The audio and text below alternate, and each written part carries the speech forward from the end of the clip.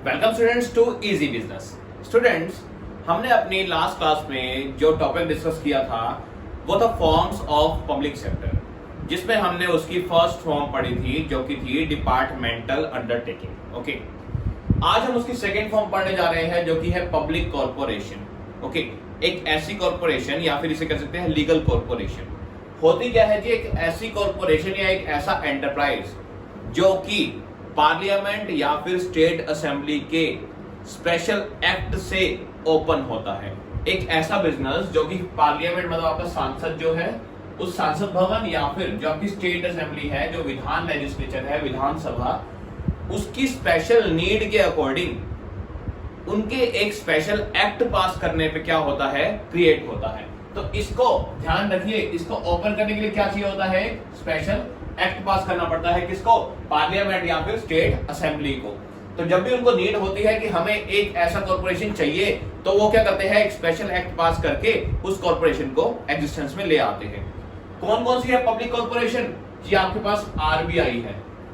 RBI की जैसे ही need पड़ी तो वो आरबीआई क्या किया, एक स्पेशल एक्ट पास करके आरबीआई की बॉडी बन गई। एलआईसी है, लाइफ इंश्योरेंस कॉर्पोरेशन, ठीक है, जीवन बीमा निगम आपकी, तो वो भी क्या है, एक पब्लिक कॉर्पोरेशन। और एसबीआई है, स्टेट बैंक ऑफ इंडिया आपका। एफसीआई है, फूड कॉर्पोरेशन ऑफ इंडिया। तो ये कुछ पब्लिक कॉर्पोरेशंस के नाम है, ओके, जो कि एक स्पेशल नीड के अकॉर्डिंग ओपन हुए स्पेशल एक्ट को पास करके, ओके, बाय द पार्लियामेंट और स्टेट असेंबली। तो ये तो था इसका मीनिंग। ओके, अब ध्यान रखना स्टूडेंट्स, जो भी इसको चलाएगा कौन जी, जो पर्सन्स कौन अपॉइंट करेगा, ये पार्लियामेंट या स्टेट असेंबली अपॉइंट करेगी इनको मैनेज करने के लिए।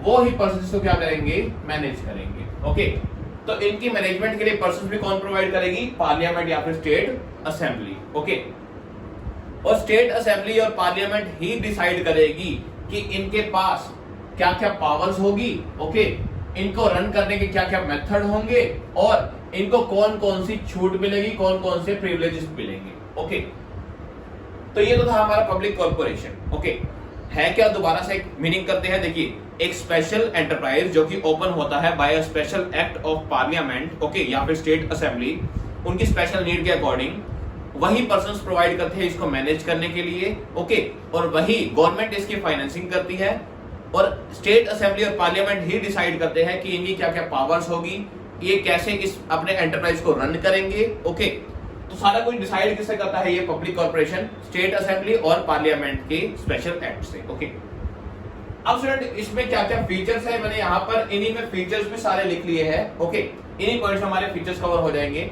देखिए, पहला फीचर आपका आएगा फॉर्मेशन। तो फॉर्मेशन कैसे होएगी जी, एक स्पेशल एक्ट पास करके पार्लियामेंट या स्टेट असेंबली के द्वारा। ओके, दूसरी बात, ओनरशिप कौन करेगा जी, ओनरशिप इसकी होली ओन्ड बाय गवर्नमेंट। सारी ओनरशिप किसकी होगी, इसकी गवर्नमेंट की। ओके जी, मैनेज कौन करेगा जी, वो पर्सन्स मैनेज करेंगे जो कि गवर्नमेंट नॉमिनेट करेगी, जो गवर्नमेंट डायरेक्टर्स को नॉमिनेट करेगी। डायरेक्टर्स मतलब डायरेक्ट करने के लिए, इस बिजनेस को चलाने के लिए। ओके, जो गवर्नमेंट नॉमिनेट करेगी, गवर्नमेंट जिन पर्सन्स को रखेगी वही इसको क्या करेंगे, मैनेज करेंगे। ओके, और क्या होगा जी, इसकी क्या होती है, एक सेपरेट एंटिटी। अब ये क्या होती है स्टूडेंट्स, वो देखते हैं जी। सेपरेट एंटिटी का मतलब है कि अलग से पहचान। जैसे आरबीआई है, ओके, आरबीआई के बारे में बात करते हैं। आरबीआई में जो भी पर्सन्स, जो भी डायरेक्टर्स उसको मैनेज कर रहे हैं, वो आरबीआई और वो डायरेक्टर्स दोनों अलग अलग पर्सन है, सेम बॉडी नहीं है। हमने पढ़ा था डिपार्टमेंटल अंडरटेकिंग में कि जैसे रेलवे डिपार्टमेंट है, वो सेपरेट बॉडी नहीं है, वो एक ही बॉडी है, मतलब उसकी रेलवे की अलग से पहचान नहीं है, वो गवर्नमेंट का ही एक डिपार्टमेंट है। लेकिन ये जो पब्लिक कंपनीज होती है, इनकी एक अलग से पहचान होती है। इसका मतलब आरबीआई अपने नाम पे ही कोई डील कर सकता है, अपने नाम पे ही कोई एसेट्स परचेज कर सकता है, और आरबीआई किसी पे केस कर सकता है, और कोई और भी आरबीआई पे केस कर सकता है, क्योंकि आरबीआई की क्या है, इसकी सेपरेट एंटिटी होती है कोई भी पब्लिक कॉर्पोरेशन की। तो इतना ध्यान रखना, एक सेपरेट एंटिटी इसका फीचर और है। ओके, अच्छा, नेक्स्ट आता है जी फाइनेंस। इनके पास पैसा कहां से आता है। जैसे डिपार्टमेंटल अंडरटेकिंग में सारा पैसा कौन देती थी, सेंट्रल गवर्नमेंट, स्टेट गवर्नमेंट या फिर दोनों मिलकर। ओके, इसमें ये दोनों तो देते ही देते हैं, साथ में एक इनको फैसिलिटी मिलती है कि ये पब्लिक से भी लोन ले सकते हैं। They can also borrow from the general public. Okay, तो पब्लिक कॉर्पोरेशन में क्या फायदा मिला कि पब्लिक से भी हम लोन ले सकते हैं। नेक्स्ट क्या है जी, अपॉइंटमेंट्स कैसे होती है इसमें। जी हमने पढ़ा था डिपार्टमेंटल अंडरटेकिंग में हमें यूपीएससी एग्जाम्स या एसएसबी के जो एग्जाम्स होते थे वो क्लियर करके हमारी अपॉइंटमेंट्स होती थी वहां। ओके, यहाँ पे क्या है जी, इन कॉर्पोरेशंस के खुद के क्या होते हैं, रूल्स और रेगुलेशंस। इनके खुद के रूल्स रेगुलेशंस होते हैं, किसके, अपॉइंटमेंट के। इनके खुद के तरीके होते हैं, खुद से इंटरव्यू कंडक्ट होते हैं, तो इनके खुद के रूल्स रेगुलेशंस चलते हैं किसमें, इन कॉर्पोरेशंस में। ओके, किस चीज के, अपॉइंटमेंट्स के, पर्संस को लगाने की। ओके, और यही डिसाइड करते हैं कि कौन से काम वो पर्सन करेगा। तो ये भी कौन डिसाइड करेगी, यही कॉर्पोरेशंस में जो बोर्ड ऑफ डायरेक्टर होगा, जो इसे रन कर रहा होगा, वही डिसाइड करेगा। ओके, अब फॉर्मेशन और ओनरशिप हमने कर लिया कि इसके लिए फॉर्मेशन के लिए क्या चाहिए, एक स्पेशल एक्ट पास करना पड़ेगा। ओनरशिप प्रॉपर किसकी होती है, गवर्नमेंट की। लास्ट फीचर क्या है जी, एडमिनिस्ट्रेटिव पावर या ऑटोनॉमी। तो स्टूडेंट इनके पास पावर्स जो दी हुई होती है, किसने, पार्लियामेंट या फिर स्टेट असेंबली ने, तो ये उसका प्रॉपरली यूज कर सकते हैं। तो इसमें क्या होती है, इनके पास ऑटोनॉमी होती है, काम करने की स्वतंत्रता होती है। ओके, इसमें पॉलिटिकल इंटरफेरेंस कम होता है। ओके, तो स्टूडेंट्स ये थे हमारे मीनिंग ऑफ पब्लिक कॉर्पोरेशन होता क्या है और उसके क्या क्या फीचर्स है जो उसको डिफाइन करते हैं। अब स्टूडेंट्स बात करते हैं इसकी मेरिट्स की और लिमिटेशंस की, तो उसके बारे में देखते हैं। सो स्टूडेंट्स अब आते हैं हम मेरिट्स और लिमिटेशंस ऑफ पब्लिक कॉर्पोरेशन पे। तो स्टूडेंट्स क्या क्या फायदे हैं, क्या क्या मेरिट्स है पब्लिक कॉर्पोरेशन की, वो देखते हैं कि इन्हें क्या क्या एडवांटेजेस होते हैं। देखिए, फर्स्ट है हमारा ऑटोनॉमी इन ऑपरेशन। ऑटोनॉमी मतलब क्या होता है कि स्वतंत्रता। इनके पास क्या होता है, काम करने के लिए स्वतंत्रता होती है। क्यों, क्योंकि इसमें गवर्नमेंट की इंटरफेरेंस नहीं होती। जो इनको पावर दी हुई होती है ना, जो इनके पास पावर्स होती है, ये उन्हीं का क्या करते हैं, यूज करते हैं। ओके, इनके पास खुद की पावर होती है बिजनेस को रन करने की, डिसीजन लेने की, तो ये उनको यूज करते हैं।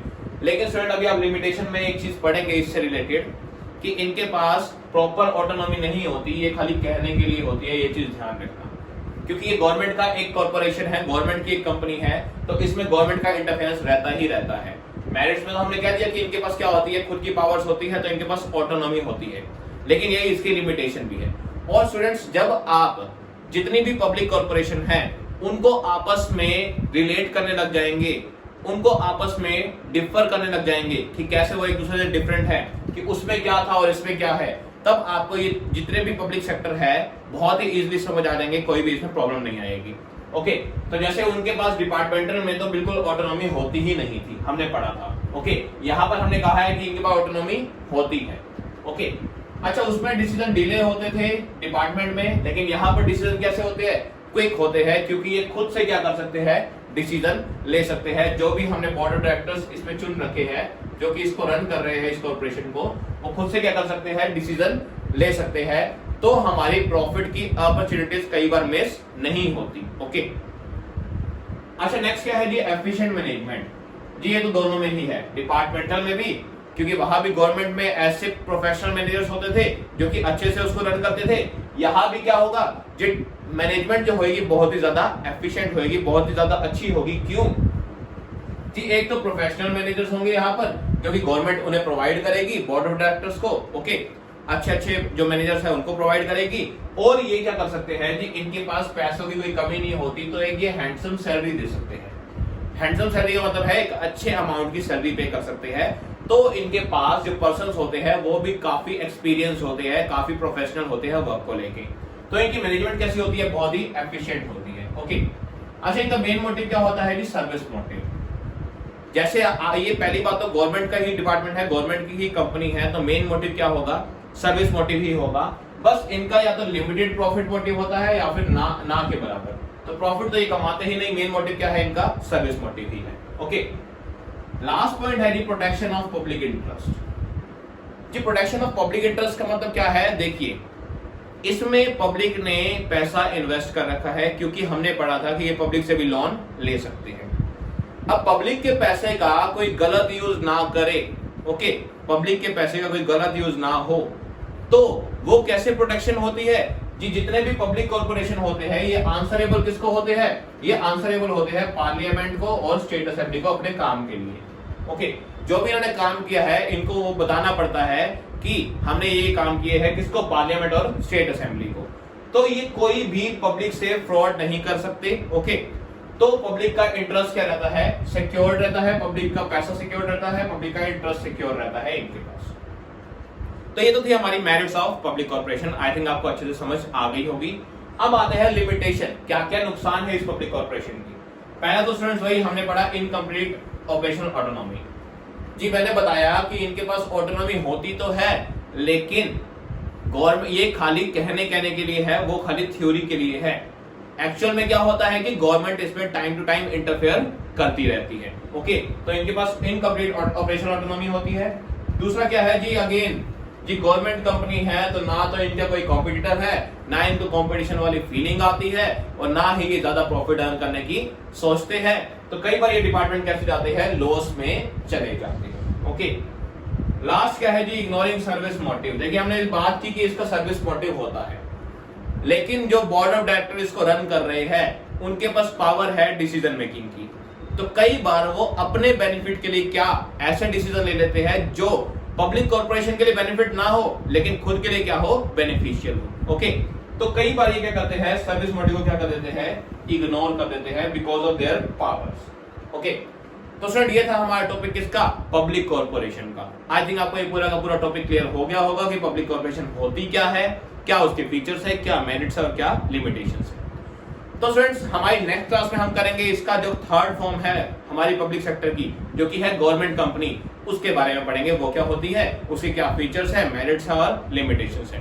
टिल देन स्टूडेंट्स आज के लिए इतना ही, मिलते हैं नेक्स्ट वीडियो में। और अगर वीडियो पसंद आए तो लाइक करना, चैनल को सब्सक्राइब करना मत भूलना, ताकि आप नेक्स्ट वीडियो से पहले ही अप टू डेट रहो। ओके, जैसे ही नेक्स्ट वीडियो आए आपको पहले ही पता लग जाए। ओके, तो स्टूडेंट्स मिलते हैं हम नेक्स्ट वीडियो में।